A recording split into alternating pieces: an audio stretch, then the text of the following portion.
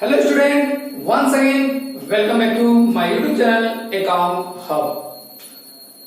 आज हम लोग जो बेसिक अकाउंटिंग टर्म्स पढ़ रहे थे उसी में लास्ट वीडियो है सेकंड चैप्टर का, जो आप लोगों को और आप लोगों को मैं एक बात बता दूं बेटा कि आप लोगों के दिमाग में बार बार ये हो रहा है सर अभी तक न्यूमेरिकल नहीं पढ़ा है, सर की 8 वीडियो हो गई, सर अभी तक न्यूमेरिकल नहीं पढ़ा। अकाउंटिंग है, अकाउंटिंग इज न्यूमेरिकल। बेटा अकाउंटिंग की जो न्यूमेरिकल होती है बिना थ्योरी के आप नहीं कर सकते।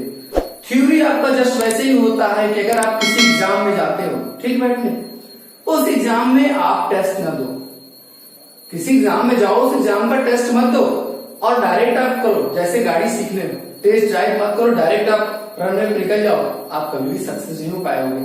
उसी तरीके से आपको अकाउंटिंग सीखनी है तो अकाउंटिंग के लिए फर्स्टली आपको क्या आना चाहिए, थ्योरी मीन्स जो टर्म्स है उस टर्म्स को आना चाहिए।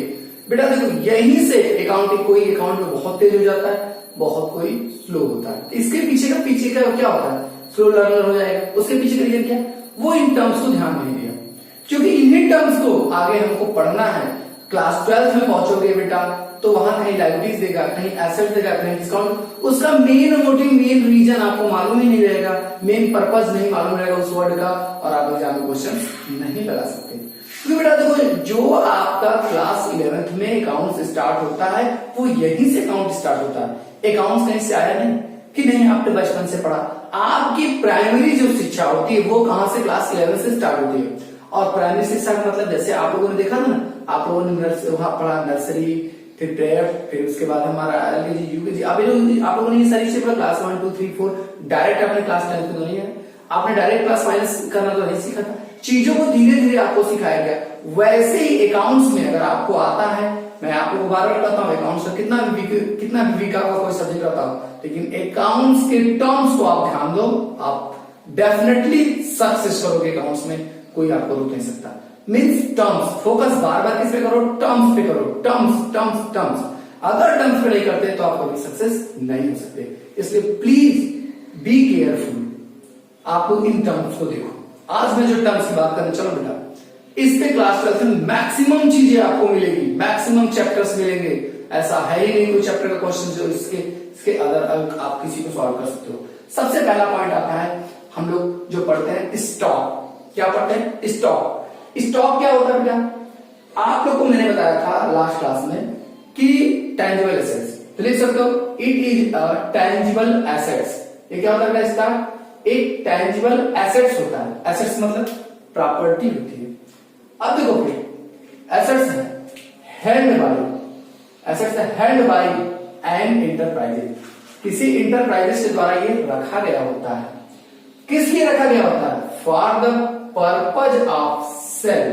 क्या करने के लिए बेटा, पर्पज ऑफ सेल, सेल करने के लिए इस स्टॉक को रखा गया होता है। किसमें, ऑर्डिनरी कोर्स ऑफ बिजनेस में। बार बार वर्ड कर रहा हूं बेटा, ऑर्डिनरी कोर्स ऑफ बिजनेस या नॉर्मल कोर्स ऑफ बिजनेस या ऑपरेटिंग एक्टिविटीज के पर्पज के लिए इस स्टॉक को रखा गया होता है बिजनेस में। इसके लिए या फॉर द पर्पज, तो उसी को हम लोग किसके नाम से, स्टॉक के नाम जानेंगे बेटा। पहली बात यही तक पहचान लो, कोई भी चीजें बिजनेस में रखा गया होगा। Ordinary normal course of business का मतलब क्या हो गया, उसका मोटिव है क्या करना बेटा, गुड्स को सेल करने के पर्पज से।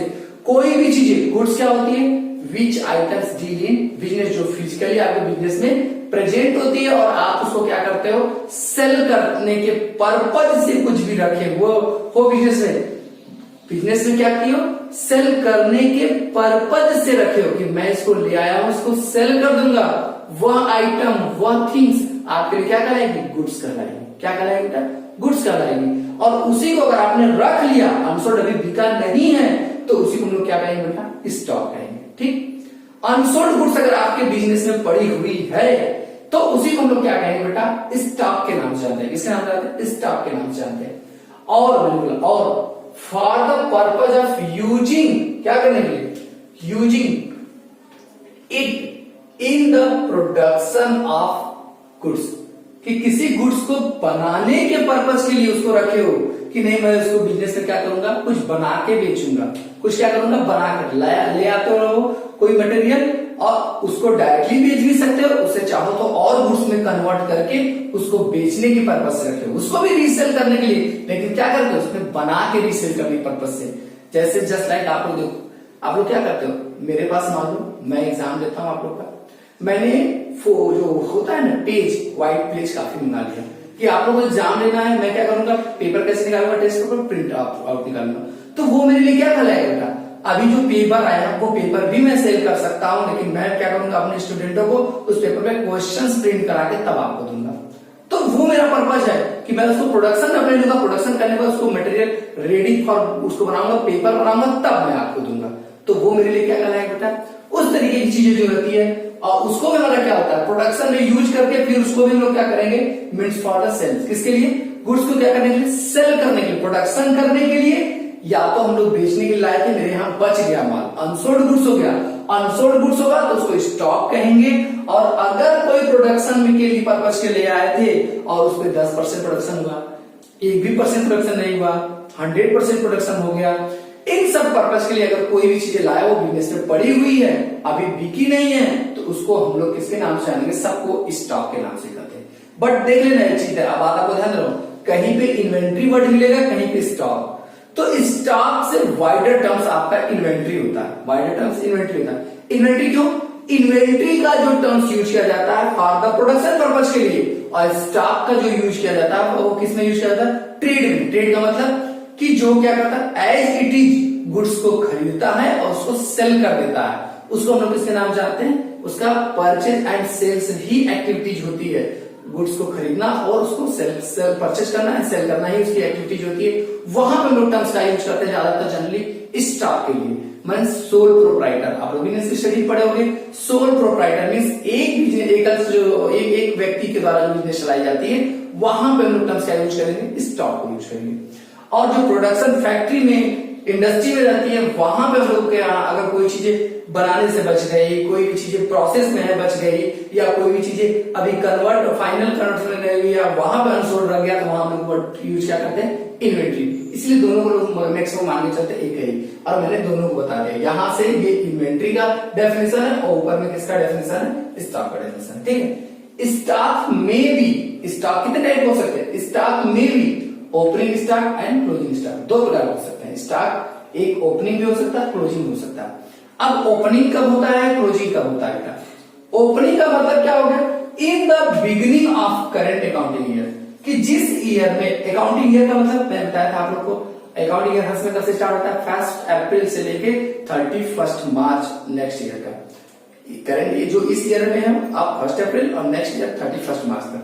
तो स्टॉक भी जो beginning of the current year means जो इस ईयर के 1 अप्रैल को अनसोल्ड गुड्स बचा रहा जाता है, तो उसको हम लोग क्या कहते हैं बेटा, opening stock. In the sense of कि अगर आपकी एक कोई शॉप है, दुकान है, उस दुकान में आप जाते हो और जब शटर को खोलते हो तो उसमें जितने आइटम्स आपके बचे हुए हैं वो क्या कहलाएंगे, ओपनिंग स्टॉक मींस मॉर्निंग की बची है।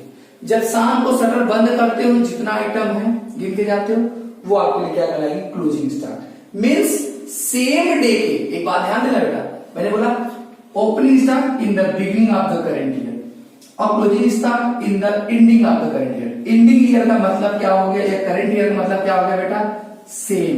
क्या बोलते हैं लोग, सेम अकाउंटिंग ईयर के opening stock and closing stock can not be same. समझे, सेम ईयर के opening stock and closing stock can not be same.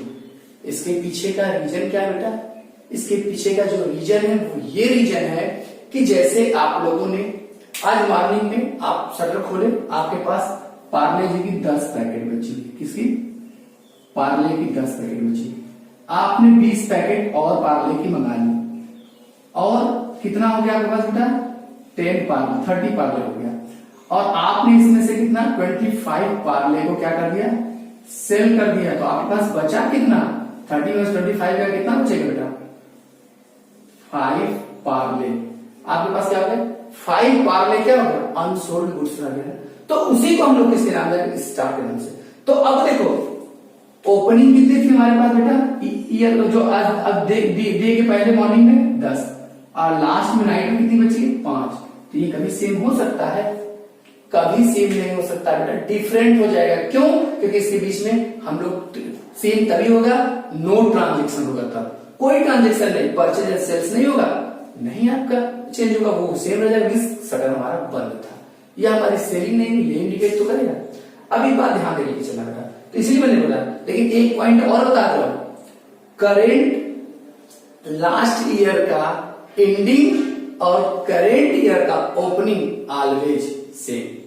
मैंने क्या बताया, लास्ट ईयर का क्लोजिंग और करंट ईयर का ओपनिंग ऑलवेज क्या होता है बेटा, सेम होता है। जस्ट लाइक एग्जांपल आप देखो, अब जैसे आप शॉप बंद किए, आपके पास कितनी थी पार्ले, 5। नेक्स्ट डे जब मॉर्निंग में खोलोगे आप शॉप, तो बेटा आपके यहाँ कितनी पीस होनी चाहिए सर, डेफिनेटली 5 पीस होनी चाहिए, 5 पीस होनी चाहिए। क्यों 5 पीस? अगर आप मॉर्निंग में खोले और आपके पास कितने पीस मिले, 4 पार्ले के पीस मिले, 4 पार्ले मिले, इसका मतलब क्या हो गया कि नाइट में आपके यहाँ क्या हुआ होगा, कोई ना कोई चोरी हुई होगी। क्योंकि जेन्युइन जब आप शटर बंद करते हो, जितना रहना चाहिए मॉर्निंग उतना है। तो मैंने यही तो बोला, लास्ट करेंट ईयर का जो लास्ट अकाउंटिंग ईयर होगा उसका क्लोजिंग और आज का जो मतलब जो आज का कल का क्लोजिंग, आज का मॉर्निंग का ओपनिंग क्या होना चाहिए बेटा, सेम होना चाहिए। वही बात तो मैंने कहा कि दोनों क्या होने चाहिए बेटा, सेम होने चाहिए, और सेम नहीं तो आपका मतलब कहीं ना कहीं मिस्टेक है, कहीं ना कहीं आपको चीटिंग हुई है, फ्रॉड हुई, ये सारी चीजें होंगी। बात समझ आ गई, क्लियर? ये सेम कब होगा, लास्ट ईयर का क्लोजिंग, करंट ईयर का ओपन, करंट ईयर का क्या होगा बेटा, आप क्या बोल सकते हो, ओपनिंग, जब सेम रहेगा तब। बट करंट ईयर का ओपनिंग, करंट ईयर का क्लोजिंग या सेम ईयर का ओपनिंग और closing can not be same. Clear? ये बात होती है। अब kinds of stock and inventory, kinds of stock and inventory. अब देखो बेटा, स्टॉक और इन्वेंट्री क्या होता है। पहला बोलते हैं स्टॉक इन ट्रेड, या इसको बोल सकते हो स्टॉक इन गुड्स। इसको हम किसके नाम जान सकते हैं बेटा, स्टॉक इन गुड्स। गुड्स का मतलब क्या होगा बेटा, मीन्स अनसोल्ड गुड्स। यहां क्या कर सकते हो, गुड्स का मतलब अनसोल्ड गुड्स, उसको हम लोग रख सकते हैं स्टॉक इन ट्रेड बोलो या स्टॉक इन गुड्स बोलो या अनसोल्ड गुड्स बोलो। मीन्स कि मैंने कोई गुड्स लाया था लेकिन वो बिका अभी तक नहीं पूरा, जस्ट लाइक पार्ले जी का देख लो 5 पीस, उसको हम लोग क्या कहेंगे बेटा, स्टॉक इन ट्रेड या स्टॉक इन गुड्स या अनसोल्ड गुड्स के नाम से। क्लियर? दूसरा जो टाइप होता है बेटा, स्टॉक ऑफ रॉ मटेरियल। आपने कोई चीजें ले आई थी, आपने आप देखो ये कब किसमें करते हो बेटा, ये किसमें बचेगा, ट्रेड में बचेगा। बट कभी कभी इंडस्ट्री में भी ये सारी चीजें बनती है। इन्वेंट्री के काइंड्स हो सकते हैं।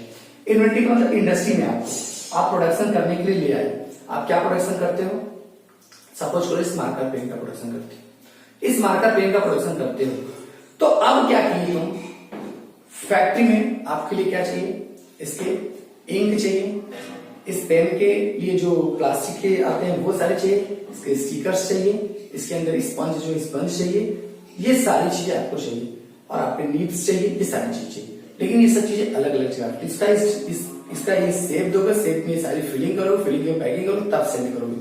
आपने हर आइटम को लिया है, क्या ऐसा पॉसिबल है कि आपने जितना रॉ मटेरियल लिया है सब यूज कर लोगे लास्ट डेट मींस 31 मार्च तक? नहीं, कुछ चीजें अभी वैसे की वैसे ही रह जाएंगी, अनयूज्ड। क्या हो जाएगा बेटा, अनयूज्ड या अनप्रोसेस्ड, मींस 0% प्रोसेस जब किया गया होगा किसी गुड्स पे, तो उसको हम लोग इसके नाम देंगे stock of raw material. Unused या अनटच या बोल सकते हो unprocessed goods in the industry is known as stock of raw material. अब देखो एक होता है WIP। WIP का मतलब क्या होता है, मीन्स कि किसी भी गुड्स पे प्रोसेस 1% से लेकर 99% तक प्रोसेस हो जाए। मीन्स कि उस पे कितना प्रोसेस हो, मीन्स मान लो पेन बना, भी पैकिंग होना बाकी है, पेन बन गया बेटा, ऐसे आ गया बट पैकिंग नहीं हुआ, तो ये क्या होगा, रेडी फॉर सेल नहीं हुआ बेटा। मीन्स कि किसी भी गुड्स पे, किसी भी रॉ मटेरियल पे प्रोसेस कितना हुआ होगा, 10%, 15%, मीन्स वर्क इन प्रोग्रेस होगा। वैसे भी कुछ गुड्स बनते हैं, जैसे आप देख लो फैक्ट्री में हो सकता है कोई आधा पेन बना, क्योंकि ऐसा पॉसिबल नहीं कि 31 मार्च तक सब बन जाएगा और कुछ भी नहीं बचेगा, तो जो बचेगा उसी को क्या है, WIP means work in progress के नाम जाएगा। नेक्स्ट हमारा क्या करता है, फिनिश्ड गुड्स। फिनिश्ड गुड्स का मतलब क्या होता है, which items, which items ready for sale. Ready for sale के लिए भी रेडी है बट अवेलेबल नहीं बेटा, मीन्स अभी फैक्ट्री में कुछ चीजें रह गई हैं बट अभी उसको सेल करने के लिए गोडाउन पर नहीं भेजा गया, ऑफिस में नहीं भेजा गया। अभी वो गुड्स रेडी हुई कहां पड़ी है? हमारे फैक्ट्री में ही पड़ी है। और जब फैक्ट्री गेट से निकलकर वो गोडाउन में चली जाती है तभी माना जाता है रेडी फॉर सेल, कि अब वो सेल करने के लिए 100% रेडी हुई। रेडी अभी नहीं हुई, अभी उस पर 100% प्रोसेस, मतलब उस पर एक्साइज ड्यूटी लग के स्टाम्प लग के वो अभी फैक्ट्री गेट से बाहर निकलेगी। तब तक उसको हम लोग किसके नाम देंगे? Finish goods. मीन्स इस गुड्स पे 100% प्रोसेस हो चुकी है, कोई वर्क बाकी नहीं है, तो उसको हम लोग किसके नाम चाहते हैं? Which goods left in the factory for ready for cell. किसके लिए? फॉर रेडी फॉर सेल, या रेडी जो होता है किसके लिए? रेडी फॉर सेल पर्पज के लिए, उसी को लोग किसके नाम जाते हैं? फिनिश गुड्स के नाम जाते हैं। नेक्स्ट हमारा बेटा आता है loose tools and spare parts. अब जैसे फैक्ट्री में लूज टूल्स का मतलब होता है लूज करने के लिए, जो आपके यहाँ फैक्ट्री में रेंच होगा, प्लास होगा, पेचकस होगा, मीन्स ये जो छोटे छोटे इक्विपमेंट होते हैं ये भी सब क्या होता है बेटा? फैक्ट्री में पड़ी होती मशीनों के लिए, रिपेयर करने के लिए, वह भी हमारे यहाँ क्या करा है? स्टॉक कहलाता है। फिर दूसरा स्पेयर पार्ट का मतलब मशीन के लिए कोई ऐसे पार्ट्स होते हैं जो दो रखने पड़ते हैं। अटेंडर अगर रात में वर्क करते करते बंद हो गया तो अब सुबह तक खुलने का इंतजार नहीं करते हैं। जैसे आप लोग काफी फोर व्हीलर के बाइकों में आप लोग फोर व्हीलर में देखोगे कि पीछे में एक एक्स्ट्रा स्टेपनी, एक टायर रखा गया होता है, उसी हम लोग इसके नाम जानते हैं स्पेयर पार्ट्स। कोई ना कोई एक एक्स्ट्रा स्पेयर पार्ट्स उस मशीन के रहते हैं कि जो मशीन को चलाने में हेल्प करे, तो हम लोग उसी को अक्सर किसके नाम लेते हैं? Spare parts. ये सारी चीजें हमारे किसके अंदर आते हैं? इन्वेंट्री के काइंड्स हैं। और इन्वेंट्री को एक तरीके से बोल सकता हूँ स्टॉक, क्योंकि इसका सेम मोटिव है क्या करना? सेल करने। अनसोल्ड अभी बची हुई है, इसीलिए इसको हम लोग एक शब्द में क्या बोल सकते हैं? स्टॉक बोल सकते हैं। बट एक काइंड ऑफ इन्वेंट्री के नाम से बेटा, जो क्लास 12th में वेरी मोस्ट इंपॉर्टेंट थिंग है। आज से आप पढ़ के रखे रहोगे तो ठीक है, नहीं क्लास 12 में फिर पढ़ाया जाएगा, चीजें समझ में नहीं आएगी। क्लियर? अब बेटा अगला पॉइंट हमारा जो है ट्रेड रिसीवेबल। ट्रेड रिसीवेबल का मतलब क्या होता है बेटा? It is the amount receivable. Receivable का मतलब बेटा मिलने वाला, एक तरीके से बोल सकते, अभी मिला नहीं, रिसीवेबल मिलेगा, अभी मिलने वाला है। और किस लिए? हमें कोई भी अमाउंट जो है वो मिलेगा, किस लिए मिलेगा? फ्यूचर से मिलेगा। किस लिए? सेल्स ऑफ गुड्स और सर्विस रेंडर्ड। हमने क्या किया? किसी को गुड्स सेल किया हो, मेरी बिजनेस है, मैं अपने बिजनेस में से जो कस्टमर को गुड्स सेल करे या उसको सर्विस प्रोवाइड करे, उसके लिए मुझे अगर कोई पैसा मिलने वाला होगा, मिला नहीं, सर्विस हमने दे दिया या गुड्स दे दिया, उसके बाद मुझे जो पैसा मिलने वाला होता है। और ये काम कैसे करते हैं? Ordinary course of business. साधारणतः मेरा उसी चीज का बिजनेस होना चाहिए। मेरा क्या होना चाहिए? Business means normal course of business means operating activity, मेरा वही मेन बिजनेस ही होना चाहिए, उसके अलावा कोई और बिजनेस नहीं। जैसे बुक स्टॉल का मेरा सपोज करो एक है, मेरा एक बुक स्टॉल का, उसमें से मैंने किसी को मार्कर बेचा, या मार्कर बेचा किस पे बेचे? क्रेडिट पे बेचेंगे। किस पे बेचेंगे बेटा? क्रेडिट पे बेचेंगे। क्रेडिट मीन्स उधार बेचे होंगे, उससे जो पैसा मिलने वाला होगा वही हमारा क्या कहलाता है? Trade receivable. कितना रिसीव होने एबल है अभी तक वो, या हमारी कार की एजेंसी है, मैंने उनको क्या किया?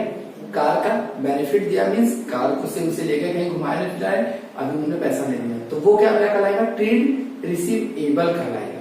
तो वही बताएगा डेफिनेशन, मीन्स कि कोई भी गुड्स आपने सेल किसको किया होगा, यहाँ बोल सकते इट, इसका अगर डेफिनेशन होता है it is amount due from customer, किस लिए?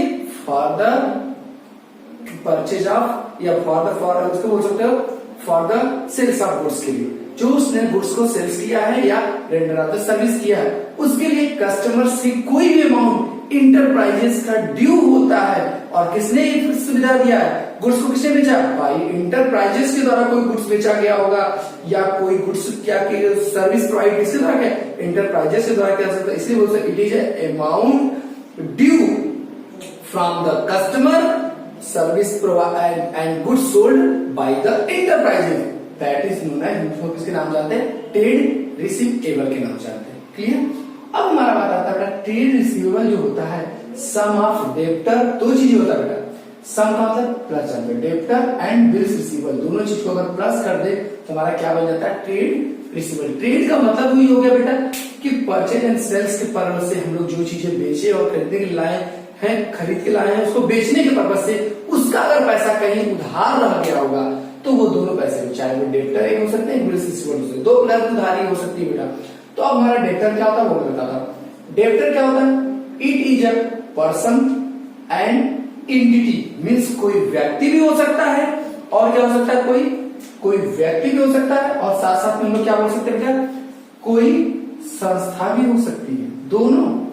कोई भी इट इज ए पर्सन और an entity who own amount to the enterprises against, क्या कर सकता है, हु ओन अमाउंट, जो अमाउंट होगा वो किसका होगा, उसका, और किसके, इंटरप्राइजेस के अगेंस्ट इंटरप्राइज क्या कहते हैं, credit sales of the goods या सर्विस रेंडर। इंटरप्राइजेस ने क्या किया होगा, इंटरप्राइजेस ने, मैंने आपको बताया कि कोई भी व्यक्ति को या किसी भी संस्था को उधार पे माल बेचे, किस पे बेचे बेटा, उधार पे माल बेचे या तो उधार पे सर्विस प्रोवाइड करा दे, तो उस कंडीशंस में उस कंडीशंस में वो पर्सन जिसको ये सुविधा सर्विस दिया गया होगा, ये सुविधा दिया गया होगा, या जिस पर्सन को उधार माल बेचा गया, जो कस्टमर बेचा गया वही उसने प्रॉमिस किया है फ्यूचर में पे करने के लिए, इसलिए वो पर्सन मेरे लिए क्या कहलाता है, डेब्टर कहलाएगा, या तो उसको हम लोग किसके नाम से जान सकते हैं, वो जो कस्टमर होता है डेब्टर कहलाता है।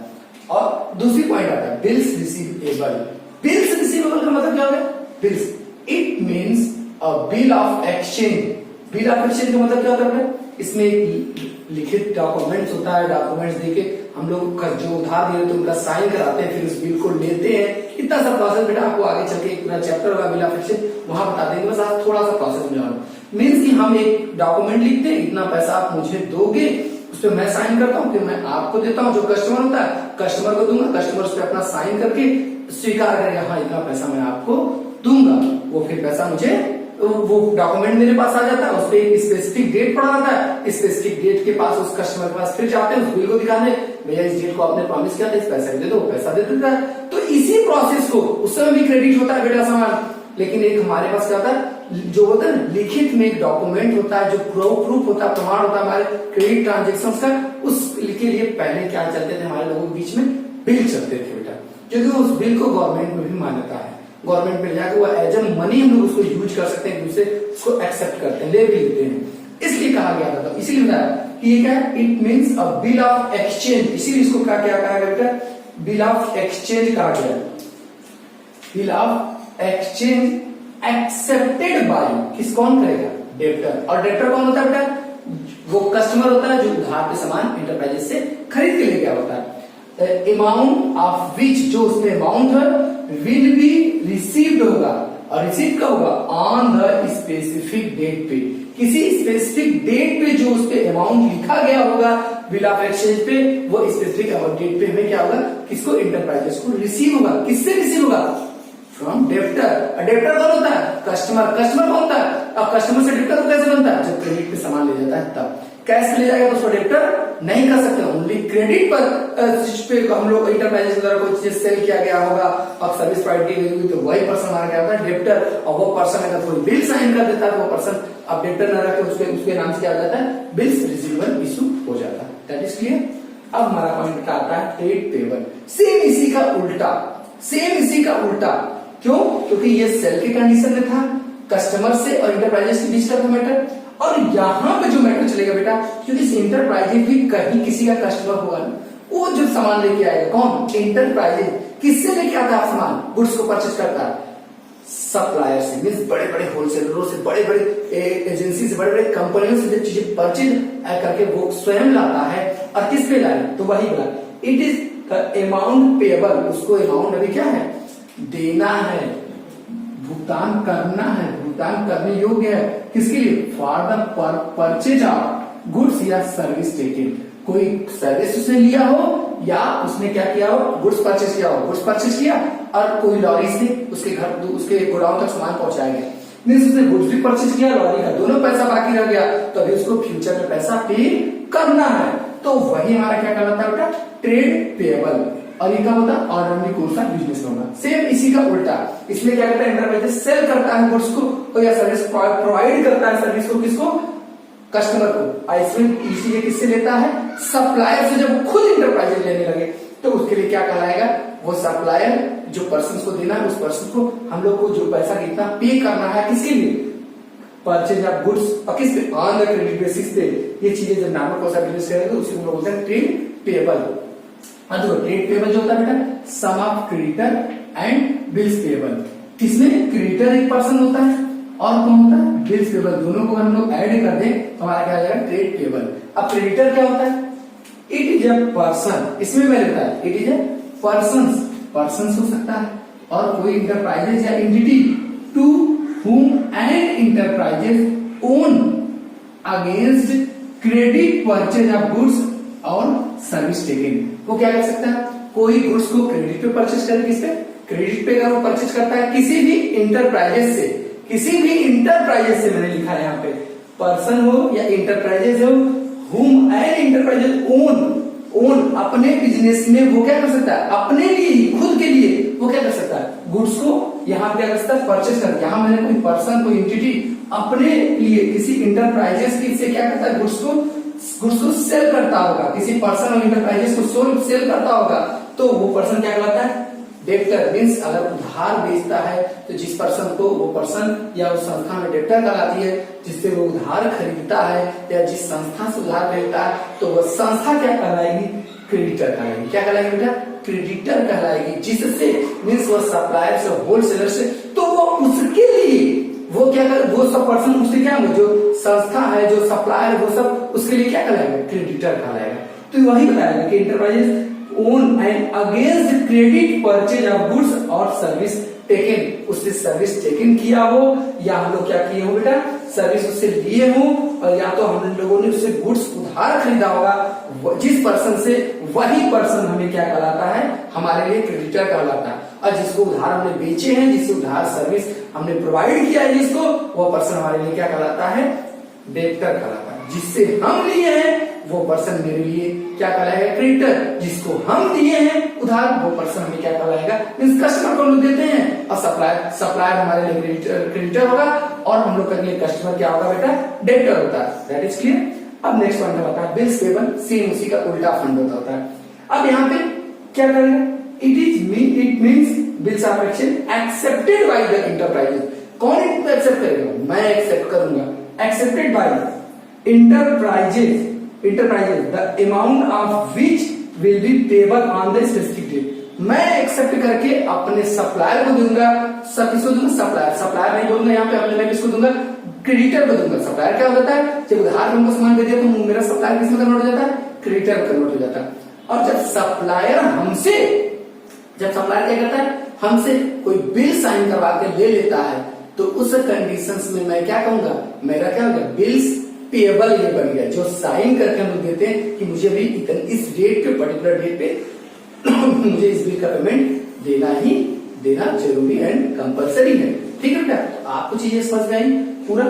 पहला टर्म था ट्रेड रिसीवेबल, दूसरा trade payable. Means trade receivable में कितना अमाउंट हमको कस्टमर से या किसी पर्सन या किसी इंस्टीट्यूट से एक उधार बेचे गए सामान पर या सर्विस प्रोवाइड करने के बाद मिलना बाकी है, मिलने वाला होगा, उसी में बोलते हैं ट्रेड रिसीवेबल। और ट्रेड पेएबल क्या होता है, किसी भी सप्लायर से हम जितना सामान उधार खरीद के ले आते हैं और या किसी कोई सर्विस उससे हमने टेकन किया है, उसके बदले मुझे कितना देना है। सपोज को मैं इंटरप्राइजेज हूँ, तो इंटरप्राइजेज को जितना देना होता है वो सब क्या करता है, ट्रेड पेएबल। और सप्लायर को जितना लेना, इंटरप्राइजेज को जितना लेना होता है वो क्या करता है, ट्रेड रिसीवेबल। अब किसी कस्टमर से हमको कोई पैसा लेना होगा तो वो पर्सन हमें क्या कहलाएगा, डेब्टर कहलाएगा। और अगर किसी सप्लायर को, किसी पर्सन, ऑर्गेनाइजेशन को अगर कोई पैसा मुझे देना होगा, जिस पर्सन को बाकी है वो पर्सन क्या कहलाएगा, क्रेडिटर कहलाएगा।